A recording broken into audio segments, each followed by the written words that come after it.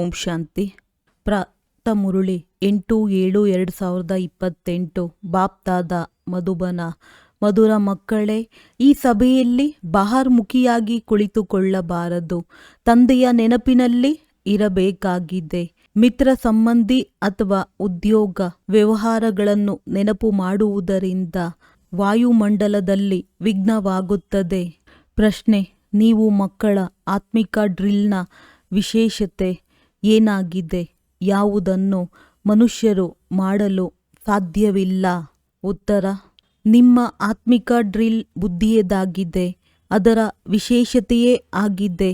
ನೀವು ಪ್ರಿಯತಮೆಯರಾಗಿ ತಮ್ಮ ಪ್ರಿಯತಮನನ್ನು ನೆನಪು ಮಾಡುತ್ತೀರಿ. ಇದರ ಸೂಚನೆಯು ಗೀತೆಯಲ್ಲಿಯೂ ಬಂದಿದೆ. ಮನ್ಮನಾಭವ. ಆದರೆ ಮನುಷ್ಯರು ತಮ್ಮ ಪ್ರಿಯತಮ ಪರಮಾತ್ಮನನ್ನು ತಿಳಿದುಕೊಂಡೇ ಇಲ್ಲ ಅಂದ ಮೇಲೆ ಡ್ರಿಲ್ ಹೇಗೆ ಮಾಡಲು ಸಾಧ್ಯ?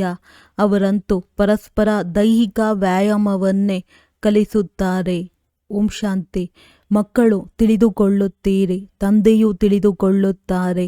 ಮಕ್ಕಳು ಯೋಗ ಮಾಡಿಸುವವರು ಇಲ್ಲಿ ಏನು ಮಾಡುತ್ತಿದ್ದಾರೆ? ನೆನಪಿನ ಯಾತ್ರೆಯ ಡ್ರಿಲ್ ಮಾಡಿಸುತ್ತೀರಿ. ಬಾಯಿಯಿಂದ ಏನನ್ನು ಹೇಳುವಂತಿಲ್ಲ. ಯಾರ ನೆನಪಿದೆ? ಪರಮಪಿತ ಪರಮಾತ್ಮ ಶಿವ ತಂದೆಯ ನೆನಪಿದೆ. ಅವರ ನೆನಪಿನಲ್ಲಿ ಇರುವುದರಿಂದ ನಮ್ಮ ಯಾವುದೆಲ್ಲ ವಿಕರ್ಮಗಳಿವೆಯೋ ಅವು ಭಸ್ಮವಾಗುತ್ತವೆ ಮತ್ತು ವಿಕರ್ಮಾಜೀತರಾಗಿ ಬಿಡುತ್ತೇವೆ. ಯಾರೆಷ್ಟು ನೆನಪಿನ ಡ್ರಿಲ್ನಲ್ಲಿ ಇರುವರೋ ಅಷ್ಟು ಆಗುವರು. ಇದು ಆತ್ಮದ ವ್ಯಾಯಾಮವಾಗಿದೆ, ಶರೀರದ್ದಲ್ಲ. ಭಾರತದಲ್ಲಿ ಯಾವುದೆಲ್ಲ ವ್ಯಾಯಾಮಗಳನ್ನು ಕಲಿಸುತ್ತಾರೆಯೋ ಅವೆಲ್ಲವೂ ದೈಹಿಕವಾಗಿದೆ. ಇದು ಆತ್ಮಿಕ ವ್ಯಾಯಾಮವಾಗಿದೆ. ಇದನ್ನು ನೀವು ಮಕ್ಕಳ ವಿನಃ ಮತ್ಯಾರೂ ತಿಳಿದುಕೊಂಡಿಲ್ಲ. ಈ ಆತ್ಮಿಕ ವ್ಯಾಯಾಮದ ಸೂಚನೆಯು ಅವಶ್ಯವಾಗಿ ಗೀತೆಯಲ್ಲಿದೆ. ಭಗವಾನ್ ವಾಚ ಅಥವಾ ಭಗವಂತನ ಮಕ್ಕಳ ವಾಚವೂ ಆಗಿದೆ. ನೀವೀಗ ಭಗವಂತ ಶಿವ ತಂದೆಯ ಮಕ್ಕಳಾಗಿದ್ದೀರಲ್ಲವೇ? ನನ್ನೊಬ್ಬನನ್ನೇ ನೆನಪು ಮಾಡಿ ಎಂದು ಮಕ್ಕಳಿಗೆ ಆದೇಶ ಸಿಕ್ಕಿದೆ. ತಂದೆಯೂ ಸಹ ವ್ಯಾಯಾಮವನ್ನು ಕಲಿಸುತ್ತಾರೆ. ಮಕ್ಕಳೂ ಸಹ ಇದೇ ವ್ಯಾಯಾಮವನ್ನು ಕಲಿಸುತ್ತೀರಿ. ಕಲ್ಪದ ಮೊದಲು ತಂದೆಯು ಇದನ್ನೇ ಹೇಳಿದ್ದರು. ತಂದೆಯಾದ ನನ್ನನ್ನು ನೆನಪು ಮಾಡಿರಿ. ಇದರಲ್ಲಿ ಮತ್ತೆ ಮತ್ತೆ ಹೇಳುವ ಅವಶ್ಯಕತೆ ಇಲ್ಲ, ಆದರೂ ಹೇಳಬೇಕಾಗುತ್ತದೆ.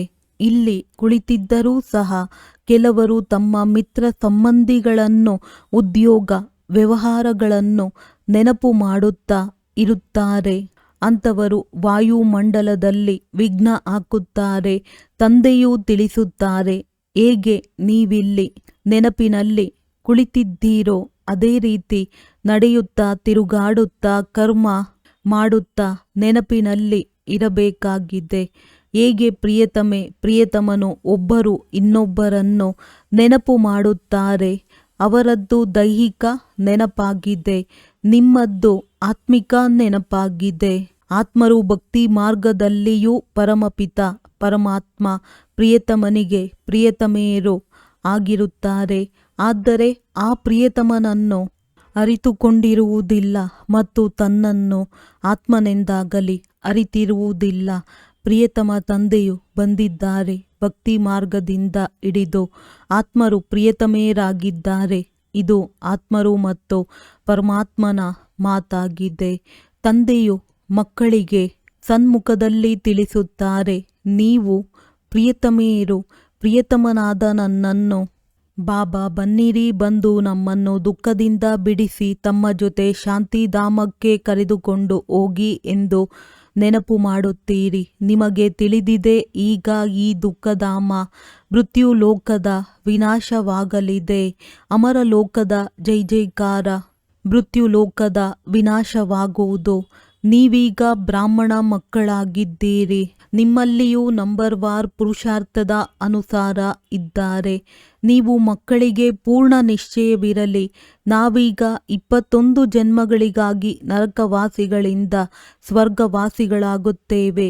ಯಾರಾದರೂ ಮರಣ ಹೊಂದಿದರೆ ಸ್ವರ್ಗವಾಸಿಯಾದರೆಂದು ಹೇಳುತ್ತಾರೆ. ಆದರೆ ಎಷ್ಟು ಸಮಯಕ್ಕಾಗಿ ಸ್ವರ್ಗವಾಸಿಯಾದರು ಎಂಬುದನ್ನು ಯಾರೂ ಅರಿತುಕೊಂಡಿಲ್ಲ.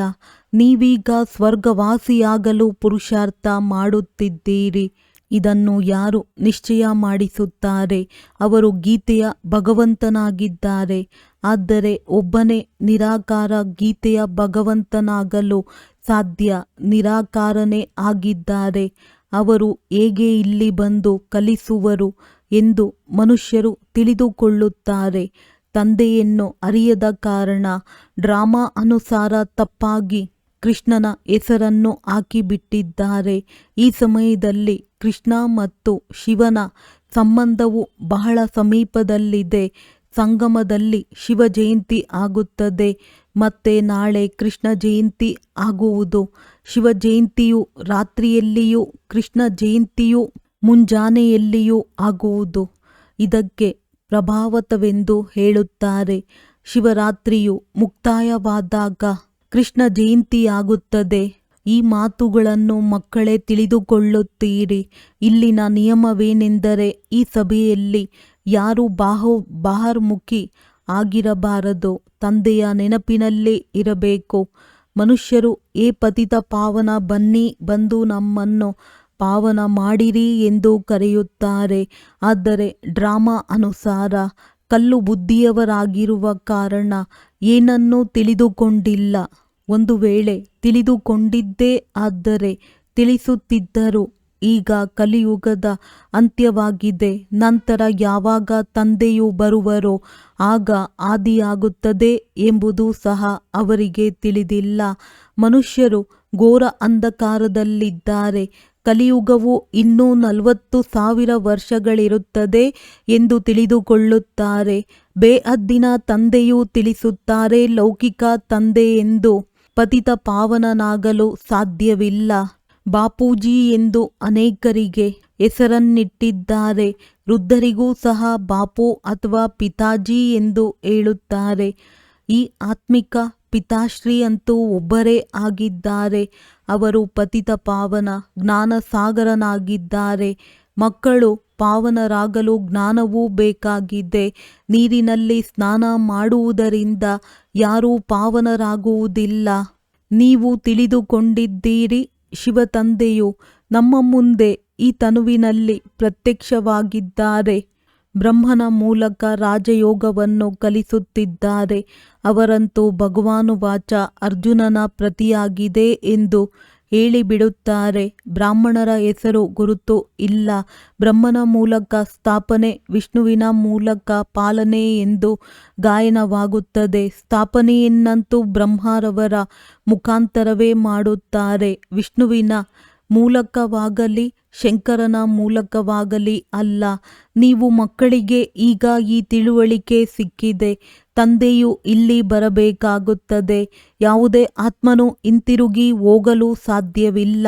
ಯಾರೆಲ್ಲರೂ ಬರುವರೋ ಎಲ್ಲರೂ ಸತೋ ರಜೋ ತಮೋವನ್ನು ಪಾರು ಮಾಡಲೇಬೇಕಾಗಿದೆ. ಕೃಷ್ಣನೂ ಸಹ ಪೂರ್ಣ 84 ಜನ್ಮಗಳನ್ನು ತೆಗೆದುಕೊಳ್ಳುತ್ತಾನೆ ಮತ್ತು ಪೂರ್ಣ 5,000 ವರ್ಷಗಳ ಕಾಲ ಪಾತ್ರವನ್ನು ಅಭಿನಯಿಸಿದ್ದನು. ಆತ್ಮವು ಗರ್ಭದಲ್ಲಿದ್ದಾಗಲೂ ಜನ್ಮವಾಗಿದೆ ಎಂದೇ ಅರ್ಥ. ಕೃಷ್ಣನ ಆತ್ಮವು ಸತ್ಯಯುಗದಲ್ಲಿ ಬರುತ್ತದೆ. ಗರ್ಭದಲ್ಲಿ ಪ್ರವೇಶ ಮಾಡಿದಾಗಿನಿಂದ ಹಿಡಿದು 5,000 ವರ್ಷಗಳಲ್ಲಿ 84 ಜನ್ಮಗಳ ಪಾತ್ರವನ್ನು ಅಭಿನಯಿಸಬೇಕಾಗಿದೆ. ಹೇಗೆ ಶಿವ ಜಯಂತಿಯನ್ನು ಆಚರಿಸುತ್ತಾರೆ ಅಂದ ಮೇಲೆ ಇವರಲ್ಲಿ ಕುಳಿತಿದ್ದಾರಲ್ಲವೇ, ಕೃಷ್ಣನ ಆತ್ಮವೂ ಸಹ ಗರ್ಭದಲ್ಲಿ ಬಂದಾಗ ಸ್ವಲ್ಪ ಕದಲುತ್ತದೆ. ಆ ಸಮಯದಿಂದ ಹಿಡಿದು 5,000 ವರ್ಷಗಳ ಲೆಕ್ಕವೂ ಪ್ರಾರಂಭವಾಗುತ್ತದೆ. ಒಂದು ವೇಳೆ ಹೆಚ್ಚು ಕಡಿಮೆ ಇದ್ದರೆ ಮತ್ತೆ 5,000 ವರ್ಷಗಳಲ್ಲಿ ಕಡಿಮೆಯಾಗಿ ಬಿಡುವುದು. ಇವು ಸೂಕ್ಷ್ಮ ತಿಳಿದುಕೊಳ್ಳುವ ಮಾತುಗಳಾಗಿವೆ. ಮಕ್ಕಳಿಗೆ ತಿಳಿದಿದೆ. ಕೃಷ್ಣನ ಆತ್ಮವು ಪುನಃ ಶ್ರೀಕೃಷ್ಣನಾಗುವುದಕ್ಕಾಗಿ ಈ ಜ್ಞಾನವನ್ನು ಪಡೆಯುತ್ತಿದೆ. ನೀವು ಸಹ ಕಂಸಪುರಿಯಿಂದ ಕೃಷ್ಣಪುರಿಯಲ್ಲಿ ಹೋಗುತ್ತೀರಿ. ಈ ಮಾತುಗಳನ್ನು ತಂದೆಯು ಕುಳಿತು ಮಕ್ಕಳಿಗೆ ತಿಳಿಸುತ್ತಾರೆ. ತಂದೆಯು ಹೇಳುತ್ತಾರೆ, ಮಾಯೆಯು ಬಹಳ ಪ್ರಬಲವಾಗಿದೆ. ಒಳ್ಳೊಳ್ಳೆಯ ಮಹಾರಥಿಗಳನ್ನು ಸಹ ಸೋಲಿಸಿಬಿಡುತ್ತದೆ. ಜ್ಞಾನವನ್ನು ಪಡೆಯುತ್ತಾ ಕೆಲವೊಮ್ಮೆ ಗ್ರಹಚಾರವು ಕುಳಿತುಕೊಳ್ಳುತ್ತದೆ. ಆಶ್ಚರ್ಯವೆನಿಸುವಂತೆ ನನ್ನವರಾಗಿ ನಡೆಯುತ್ತಾ ಮತ್ತೆ ಮಾಯೆಗೆ ವಶರಾಗಿ ಹೊರಟು ಹೋಗುತ್ತಾರೆ. ಸಂಪಾದನೆಯಲ್ಲಿ ಗ್ರಹಚಾರವು ಕುಳಿತುಕೊಳ್ಳುತ್ತದೆ. ಎಲ್ಲರಿಗೂ ರಾಹುವಿನ ಗ್ರಹಣ ಹಿಡಿದಿದೆ. ಈಗ ನಿಮ್ಮ ಮೇಲೆ ಬೃಹಸ್ಪತಿ ದಶೆ ಕುಳಿತಿದೆ. ಮತ್ತೆ ನಡೆಯುತ್ತಾ ಕೆಲವರ ಮೇಲೆ ರಾಹುವಿನ ಗ್ರಹಣವೂ ಕುಳಿತುಕೊಳ್ಳುತ್ತದೆ. ಆದ್ದರಿಂದಲೇ ಹೇಳುತ್ತಾರೆ, ಈ ಪ್ರಪಂಚದಲ್ಲಿ ಮಹಾಮೂರ್ಖರನ್ನು ನೋಡಬೇಕೆಂದರೂ ಇಲ್ಲಿ ನೋಡಿರಿ. ನಾವು ತಂದೆಯಿಂದ ಸದಾ ಸುಖದ ಆಸ್ತಿಯನ್ನು ತೆಗೆದುಕೊಳ್ಳುತ್ತಿದ್ದೇವೆ ಎಂದು ನಿಮ್ಮ ಆತ್ಮವು ಹೇಳುತ್ತದೆ. ಬಾಬಾ ತಮ್ಮಿಂದ ಕಲ್ಪದ ಮೊದಲು ಸಹ ಈ ಆಸ್ತಿಯನ್ನು ತೆಗೆದುಕೊಂಡಿದ್ದೇವೆ. ಪುನಃ ಈಗ ತಂದೆಯ ಬಳಿ ಬಂದಿದ್ದೇವೆ. ತಂದೆಯು ತಿಳಿಸಿದ್ದಾರೆ, ಹೊರಗಿನ ನಿಮ್ಮ ಸೇವಾ ಕೇಂದ್ರಗಳಲ್ಲಿ ತಿಳಿದುಕೊಳ್ಳಲು ಅನೇಕರು ಬರುತ್ತಾರೆ. ಇಲ್ಲಿ ಇದು ಇಂದ್ರ ಸಭೆಯಾಗಿದೆ. ಇಂದ್ರನು ಶಿವ ತಂದೆಯಾಗಿದ್ದಾರಲ್ಲವೇ? ಅವರು ಜ್ಞಾನದ ಮಳೆಯನ್ನು ಸುರಿಸುತ್ತಾರೆ. ಅಂದ ಮೇಲೆ ಇಂತಹ ಸಭೆಯಲ್ಲಿ ಪತಿತರು ಬರುವಂತಿಲ್ಲ. ನೀಲಮಣಿ ಪಚ್ಚೆ ಯಾವ ಬ್ರಾಹ್ಮಣಿಯರು ಮಾರ್ಗದರ್ಶಕರಾಗಿ ಬರುತ್ತಾರೆಯೋ ಅವರಿಗೆ ಹೇಳುತ್ತೇವೆ, ತಮ್ಮ ಜೊತೆ ವಿಕಾರದಲ್ಲಿ ಹೋಗುವವರನ್ನು ಕರೆದುಕೊಂಡು ಬರಬೇಡಿರಿ. ಇಲ್ಲವಾದರೆ ಅದಕ್ಕೆ ನೀವೇ ಜವಾಬ್ದಾರರಾಗುತ್ತೀರಿ. ಯಾರಾದರೂ ವಿಕಾರಿಯನ್ನು ಕರೆತರುತ್ತೀರೆಂದರೆ ಅವರ ಮೇಲೆ ಬಹಳ ಕಲೆಯುಂಟಾಗಿ ಬಿಡುತ್ತದೆ. ಬಹಳ ಭಾರಿ ಶಿಕ್ಷೆಯೂ ಸಿಗುತ್ತದೆ. ಬ್ರಾಹ್ಮಣಿಯರ ಮೇಲೆ ಬಹಳ ಜವಾಬ್ದಾರಿ ಇದೆ. ಮಾನಸ ಸರೋವರದಲ್ಲಿ ಸ್ನಾನ ಮಾಡಿದರೆ ದೇವತೆಗಳಾಗಿ ಬಿಡುತ್ತಾರೆ ಎಂದು ಹೇಳುತ್ತಾರೆ. ವಾಸ್ತವದಲ್ಲಿ ಇದು ಜ್ಞಾನ ಮಾನಸ ಸರೋವರವಾಗಿದೆ. ತಂದೆಯು ಮನುಷ್ಯನ ತನುವಿನಲ್ಲಿ ಜ್ಞಾನದ ಮಳೆ ಸುರಿಸುತ್ತಾರೆ. ಜ್ಞಾನ ಸಾಗರನಲ್ಲವೇ? ನೀವು ನದಿಗಳೂ ಆಗಿದ್ದೀರಿ, ಸರೋವರವೂ ಆಗಿದ್ದೀರಿ. ಜ್ಞಾನ ಸಾಗರನು ಇವರಲ್ಲಿ ಕುಳಿತು ಮಕ್ಕಳನ್ನು ಸ್ವರ್ಗದಲ್ಲಿ ಕರೆದುಕೊಂಡು ಹೋಗಲು ಯೋಗ್ಯರನ್ನಾಗಿ ಮಾಡುತ್ತಿದ್ದಾರೆ. ಸ್ವರ್ಗದಲ್ಲಿ ಶ್ರೀ ಲಕ್ಷ್ಮೀನಾರಾಯಣರ ರಾಜ್ಯವಿರುತ್ತದೆ. ಇದು ಪ್ರವೃತ್ತಿ ಮಾರ್ಗದ ಗುರಿ ಧ್ಯೇಯವಾಗಿದೆ. ನಾವಿಬ್ಬರೂ ಜ್ಞಾನಚಿತೆಯ ಮೇಲೆ ಕುಳಿತು ಲಕ್ಷ್ಮೀನಾರಾಯಣರಾಗುತ್ತೇವೆ ಎಂದು ಹೇಳುತ್ತಾರೆ. ಶ್ರೇಷ್ಠ ಪದವಿಯನ್ನೇ ಪಡೆಯಬೇಕಲ್ಲವೇ? ಆತ್ಮರು ಅರ್ಧಕಲ್ಪ ಅಲೆದಾಡುತ್ತಾ ಇರುತ್ತಾರೆ. ಬಾಬಾ ಬಂದು ನಮಗೆ ರಾಜಯೋಗವನ್ನು ಕಲಿಸಿ ಪಾವನರನ್ನಾಗಿ ಮಾಡಿರಿ ಎಂದು ತಂದೆಯು ಸಲಹೆ ನೀಡುತ್ತಾರೆ. ಭಾರತವಾಸಿಗಳು ಯಾರು ದೇವಿ ದೇವತೆಗಳನ್ನು ಒಪ್ಪುವವರಿದ್ದಾರೆಯೋ ಅವರು ಅವಶ್ಯವಾಗಿ 84 ಜನ್ಮಗಳನ್ನು ತೆಗೆದುಕೊಂಡಿದ್ದಾರೆ. ಪ್ರಯತ್ನಪಟ್ಟು ದೇವಿ ದೇವತೆಗಳ ಭಕ್ತರಿಗೆ ಹೋಗಿ ತಿಳಿಸಿಕೊಡಿ. ತಂದೆಯು ಹೇಗೆ ಬಂದು 3 ಧರ್ಮಗಳನ್ನು ಸ್ಥಾಪನೆ ಮಾಡುತ್ತಾರೆ. ಬ್ರಾಹ್ಮಣ, ಸೂರ್ಯವಂಶಿ, ಚಂದ್ರವಂಶಿ 3 ಧರ್ಮಗಳನ್ನು ತಂದೆಯೇ ಸ್ಥಾಪನೆ ಮಾಡುತ್ತಾರೆ. ಅರ್ಧಕಲ್ಪದವರೆಗೂ ಮತ್ಯಾವುದೇ ಧರ್ಮವು ಸ್ಥಾಪನೆಯಾಗುವುದಿಲ್ಲ. ನಂತರ ಅರ್ಧಕಲ್ಪದಲ್ಲಿ ಎಷ್ಟೊಂದು ಮಠಪಂಥ ಧರ್ಮಗಳು ಸ್ಥಾಪನೆಯಾಗುತ್ತವೆ. ಅರ್ಧಕಲ್ಪದಲ್ಲಿ ಒಂದು ಧರ್ಮವು ಸ್ಥಾಪನೆಯಾಗುತ್ತದೆ. ಅದು ಈ ಸಂಗಮ ಯುಗದಲ್ಲಿ ಭವಿಷ್ಯಕ್ಕಾಗಿ ರಾಜಧಾನಿಯನ್ನು ಸ್ಥಾಪನೆ ಮಾಡುತ್ತಾರೆ. ಅವರೆಲ್ಲರೂ ಹಳೆಯ ಪ್ರಪಂಚದಲ್ಲಿ ತಮ್ಮ ಧರ್ಮ ಸ್ಥಾಪನೆ ಮಾಡುತ್ತಾರೆ. ಇಲ್ಲಿ ತಂದೆಯು ಅರ್ಧಕಲ್ಪಕ್ಕಾಗಿ ಒಂದು ಧರ್ಮದ ಸ್ಥಾಪನೆ ಮಾಡುತ್ತಾರೆ. ಮತ್ಯಾರಲ್ಲಿಯೂ ಈ ಬಲವಿಲ್ಲ. ತಂದೆಯು ನಿಮ್ಮನ್ನು ತನ್ನವರನ್ನಾಗಿ ಮಾಡಿಕೊಂಡು ಸೂರ್ಯವಂಶಿ, ಚಂದ್ರವಂಶಿ ಮನೆತನವನ್ನು ಸ್ಥಾಪನೆ ಮಾಡಿ ಮತ್ತೆಲ್ಲದರ ವಿನಾಶ ಮಾಡಿಸುತ್ತಾರೆ. ಎಲ್ಲ ಆತ್ಮರು ಶಾಂತಿಯಲ್ಲಿ ಹೊರಟು ಹೋಗುತ್ತಾರೆ. ನೀವು ಸುಖದಲ್ಲಿ ಬರುತ್ತೀರಿ. ಆ ಸಮಯದಲ್ಲಿ ತಂದೆಯನ್ನು ನೆನಪು ಮಾಡಲು ಯಾವುದೇ ದುಃಖವಿರುವುದೇ ಇಲ್ಲ. ಈ ಜ್ಞಾನವೂ ಸಹ ನಿಮ್ಮ ಬುದ್ಧಿಯಲ್ಲಿದೆ. ನೀವು ತಿಳಿದುಕೊಂಡಿದ್ದೀರಿ, ಯಾವ ತಂದೆಯು ಜ್ಞಾನಸಾಗರನಾಗಿದ್ದಾರೆಯೋ ಅವರು ಜ್ಞಾನವನ್ನು ಕೊಡುತ್ತಿದ್ದಾರೆ. ಸಾಗರನು ಒಬ್ಬರೇ ಆಗಿದ್ದಾರೆ. ನೀವು ತಮ್ಮನ್ನು ಸಾಗರನೆಂದು ಕರೆಸಿಕೊಳ್ಳುವುದಿಲ್ಲ. ನೀವು ತಂದೆಗೆ ಸಹಯೋಗಿಗಳಾಗುತ್ತೀರಿ. ಆದ್ದರಿಂದ ನಿಮಗೆ ಜ್ಞಾನ ಗಂಗೆಯರೆಂದು ಹೆಸರಿದೆ. ಬಾಕಿ ಅವೆಲ್ಲವೂ ನೀರಿನ ನದಿಗಳಾಗಿವೆ. ತಂದೆಯು ತಿಳಿಸುತ್ತಾರೆ, ನಾನು ಸಾಗರನ ಮಕ್ಕಳು. ನೀವು ಕಾಮಚಿತೆಯನ್ನೇರಿ ಸುಟ್ಟು ಹೋಗಿದ್ದೀರಿ, ಅರ್ಥಾತ್ ಪತಿತರಾಗಿ ಬಿಟ್ಟಿದ್ದೀರಿ. ಈಗ ಪುನಃ ನನ್ನನ್ನು ನೆನಪು ಮಾಡುವುದರಿಂದಲೇ ನೀವು ಪಾವನರಾಗುವಿರಿ. ಇದು 5000 ವರ್ಷಗಳ ಸೃಷ್ಟಿ ಚಕ್ರವಾಗಿದೆ. ಇದು ಸಹ ಯಾರಿಗೂ ತಿಳಿದಿಲ್ಲ. ಸೃಷ್ಟಿ ಚಕ್ರವು ಪೂರ್ಣ 4 ಭಾಗಗಳಾಗಲಿದೆ. 4 ಯುಗಗಳಿವೆ ಎಲ್ಲವೇ. ಈ ಸಂಗಮ ಯುಗವು ಕಲ್ಯಾಣಕಾರಿಯಾಗಿದೆ. ಕುಂಭವೆಂದು ಹೇಳುತ್ತಾರಲ್ಲವೇ, ಮೇಳಕ್ಕೆ ಕುಂಭವೆಂದು ಹೇಳಲಾಗುತ್ತದೆ. ನದಿಗಳು ಬಂದು ಸಾಗರಕ್ಕೆ ಸೇರುತ್ತವೆ. ಆತ್ಮವು ಬಂದು ಪರಮಾತ್ಮನೊಂದಿಗೆ ಸೇರುತ್ತದೆ. ಇದಕ್ಕೆ ಕುಂಭವೆಂದು ಹೇಳುತ್ತಾರೆ. ಆತ್ಮ ಪರಮಾತ್ಮನ ಮೇಳವನ್ನು ನೀವು ನೋಡುತ್ತೀರಿ. ನೀವು ಪರಸ್ಪರ ಮಿಲನ ಮಾಡುತ್ತೀರಿ, ಚರ್ಚಾಗೋಷ್ಠಿಗಳನ್ನು ಮಾಡುತ್ತೀರಿ. ಅದಕ್ಕೆ ಕುಂಭವೆಂದು ಹೇಳುವುದಿಲ್ಲ. ಸಾಗರನಂತೂ ತಮ್ಮ ಜಾಗದಲ್ಲಿ ಕುಳಿತಿದ್ದಾರೆ. ಈ ತನುವಿನಲ್ಲಿದ್ದಾರಲ್ಲವೇ, ಇವರ ತನುವೆಲ್ಲಿಯೂ ಅಲ್ಲಿಯೇ ಜ್ಞಾನಸಾಗರನಿರುತ್ತಾರೆ. ಉಳಿದಂತೆ ನೀವು ಜ್ಞಾನ ಗಂಗೆಯರು ಪರಸ್ಪರ ಸೇರುತ್ತೀರಿ. ನದಿಗಳಲ್ಲಿಯೂ ಚಿಕ್ಕದ್ದು ದೊಡ್ಡದ್ದು ಇರುತ್ತದೆ ಎಲ್ಲವೇ. ಅಲ್ಲಿಗೆ ಸ್ನಾನ ಮಾಡಲು ಹೋಗುತ್ತಾರೆ. ಗಂಗಾ, ಯಮುನಾ, ಸರಸ್ವತಿ ಇತ್ಯಾದಿಗಳಂತೂ ಇದ್ದೇ ಇವೆ. ದೆಹಲಿ ಜಮುನಾ ನದಿಯ ತೀರದಲ್ಲಿ ಸ್ವರ್ಗವಿರುತ್ತದೆ. ಕೃಷ್ಣಪುರಿಯಂತೂ ಇರುತ್ತದೆ. ದೆಹಲಿಯೇ ಫರಿಸ್ತಾನವಾಗಿತ್ತು ಎಂದು ಹೇಳುತ್ತಾರೆ. ಆಗ ಲಕ್ಷ್ಮೀನಾರಾಯಣರ ರಾಜ್ಯವಿತ್ತು, ಕೃಷ್ಣನ ರಾಜ್ಯವಿತ್ತು ಎಂದು ಹೇಳುವುದಿಲ್ಲ. ರಾಧೆ ಕೃಷ್ಣರು ಯಾವಾಗ ದಂಪತಿಗಳಾಗುವರೋ ಆಗಲೇ ರಾಜ್ಯ ಮಾಡುವರು. ಈಗ ನೀವು ಮಕ್ಕಳು ಎಷ್ಟು ಖುಷಿಯಲ್ಲಿದ್ದೀರಿ. ಮಾಯೆಯ ಬಿರುಗಾಳಿಗಳಂತೂ ಬಹಳ ಬರುತ್ತವೆ. ಬೇಹದ್ದಿನ ಮಲ್ಲ ಯುದ್ಧವಾಗಿದೆ. ಪ್ರತಿಯೊಬ್ಬರಿಗೆ 5 ವಿಕಾರಗಳ ಜೊತೆ ಯುದ್ಧ ನಡೆಯುತ್ತದೆ.